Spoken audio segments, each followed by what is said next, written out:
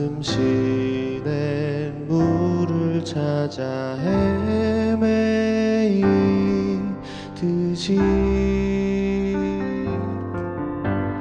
내 영혼 주를 찾기에 갈급하나이다.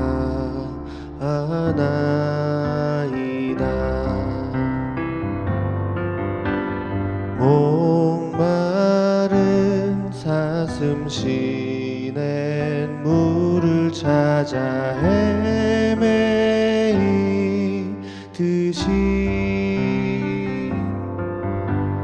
내 영혼 주를 찾기에 갈급하나이다.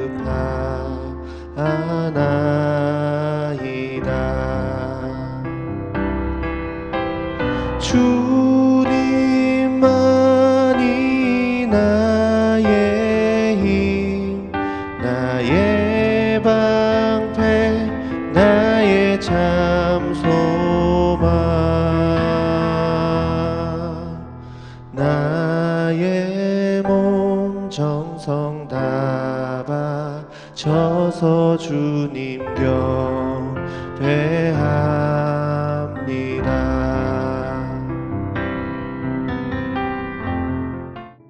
또 우리 주의 오래 참으심이 구원이 될 줄로 여기라. 우리가 사랑하는 형제 바울도 그 받은 지혜대로 너희에게 이같이 썼고 또 그 모든 편지에도 이런 일에 관하여 말하였으되 그 중에 알기 어려운 것이 덜어 있으니 무식한 자들과 굳세지 못한 자들이 다른 성경과 같이 그것도 억지로 풀다가 스스로 멸망에 이르느니라.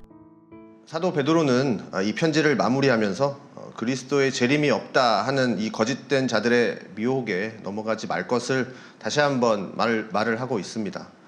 그러면서 이제 참된 성도들은 이 그리스도의 이 재림의 날을 기다리면서 사는 자들이라고 했습니다.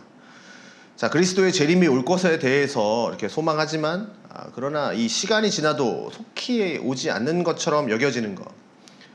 자, 이러한 것을 거짓된 자들은 그리스도의 재림이 없다. 이렇게 이런 것을 통해서 이제 증거로 삼고 있지만 사도 베드로는 이것을 주님의 오랜 참으심이다. 이렇게 표현하였습니다. 자, 우리 예수님의 재림은 예수님께서 심판주가 되셔서 이 땅을 심판하시기 위해서 오시는 것이죠. 예수를 믿지 않고 이 죄 가운데에서 사는 자들은 이 심판주로 오시는 이 예수님의 심판을 통해서 영원한 형벌 가운데로 떨어지게 되는 것입니다. 자, 그런데 9절에서도 이미 말하였지만 주께서는 너희를 대하여 오래 참으사 아무도 멸망하지 아니하고 다 회개하기에 이르기를 원하신다라고 말씀을 합니다. 자, 그러니 주님의 이 재림이 사람의 계획대로 되지 않고 늦어지고 있는 것이 우리 주님께서 이 한 영혼을 사랑하시기 때문에 그들이 회개할 수 있는 기회를 주신다라는 것이죠. 자, 하나님의 사랑은 자비와 긍휼 그리고 오래 참으심 이것으로 나타납니다. 지금 당장 이곳 가운데 우리 주님께서 임하신다면 아직 구원에 이르지 못한 자들은 심판의 길을 피할 수가 없겠죠. 그러니 예수 그리스도 안에서 택한 자들 모두를 구원하시기 위해 지금도 우리 주님께서는 오래 참고 계시다라는 것이죠. 그런데 이러한 내용이 베드로만 말을 하고 있는 내용이 아니라 사도 바울 역시 그의 많은 편지 속에서 이러한 교리적인 내용들을 말을 하고 있습니다.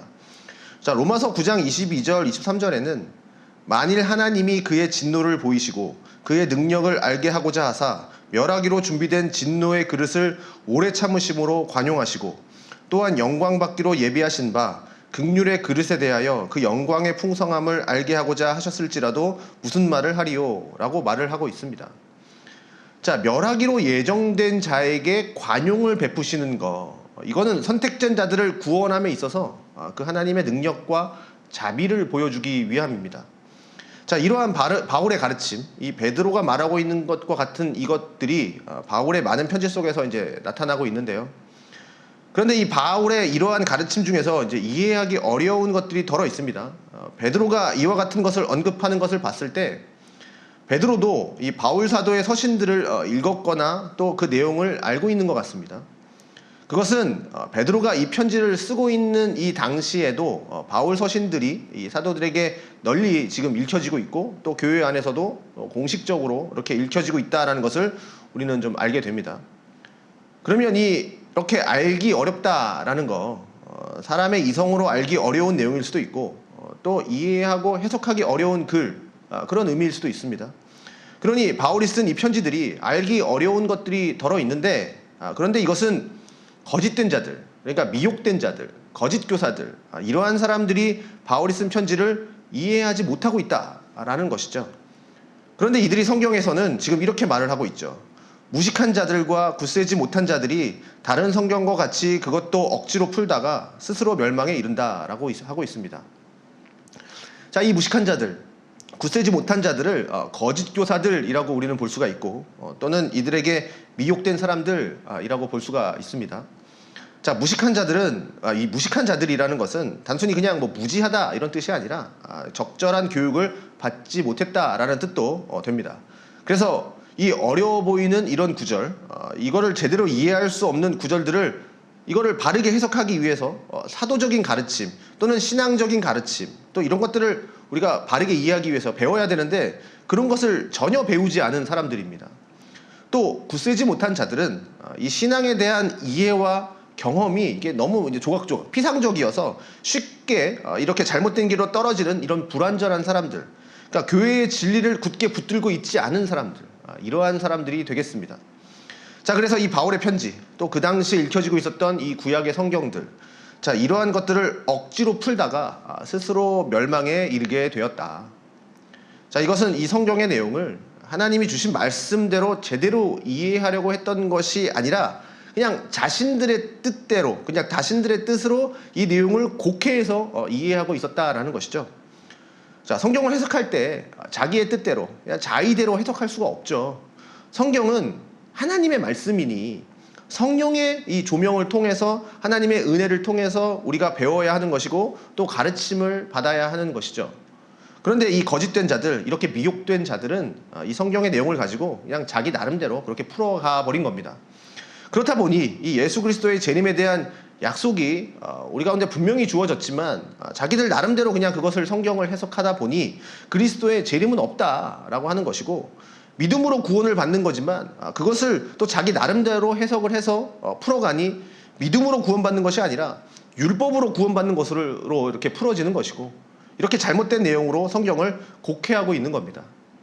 자, 이러한 것들이 이 당시에 거짓된 자들에게도 나타났던 거고 그렇게 거짓된 자들의 가르침을 받는 사람들도 이 성경의 내용을 그대로 이해를 하지를 못하게 되니까 하나님의 말씀을 제대로 이해할 수가 없게 되니 스스로 멸망에 빠지는 사람들이 되는 것이죠. 자, 오늘날 이단들도 마찬가지죠. 신천지 같은 이단들도 그들이 자기들의 교리들을 자기들 나름대로, 그러니까 성경 없이 펴나간 것이 아니라 성경 구절을 가지고 그 구절들을 이어가면서 비유를 말하고 그 비유를 풀어내고 그렇게 해석하면서 자기들이 말하고 싶은 그러한 교리들, 그 성경을 바탕으로 해서 풀어나가고 있는 거죠. 그러니 성경 구절을 이렇게 연결해 가다 보면 자기들의 교주가 재림주가 되는 것이죠.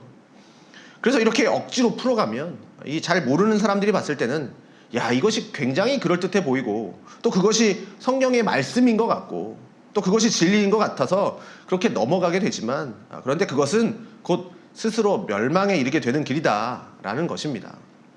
그래서 이 베드로는 이 편지를 받고 있는 자들에게 경고를 하고 있습니다. 이러한 미혹에 떨어지지 않게 조심하라, 이렇게 말을 하고 있는 것이죠. 이 성경의 말씀을 자기 뜻대로 해석하고 주관적으로 해석하고 자기 좋을 대로 해석하는 것이 아니라 하나님이 주시고 있는 이 말씀의 뜻이 무엇인지를 정확히 파악해야 한다라는 겁니다. 자, 우리들에게도 이렇게 성경이 우리에게 주어졌습니다. 어쩌면 우리는 이 편지를 받는 성도들과는 비교할 수 없을 정도로 좋은 말씀이 우리 가운데 있죠. 우리는 마음만 먹으면 이렇게 말씀을 읽을 수도 있고 또 들을 수도 있는 그러한 시대를 살아가고 있습니다. 그 어떤 때보다도 우리는 이 정말 많은 정보, 말씀의 정보 속에서 살아가고 있습니다. 그렇기 때문에 많은 정보들이 있기 때문에 더 많은 오류에 빠질 수도 있고 더 쉽게 오류에 빠질 수도 있다라는 것이죠. 잘못된 해석을 가지고 잘못된 가르침을 전하는 그런 사람들의 말을 우리는 더 쉽게 들을 수도 있습니다. 자, 교회의 교역자들 또는 교사의 지도를 제대로 받지 않고 스스로 성경 보면서 독단적인 해석을 가지고 사는 사람들도 있을 수도 있습니다.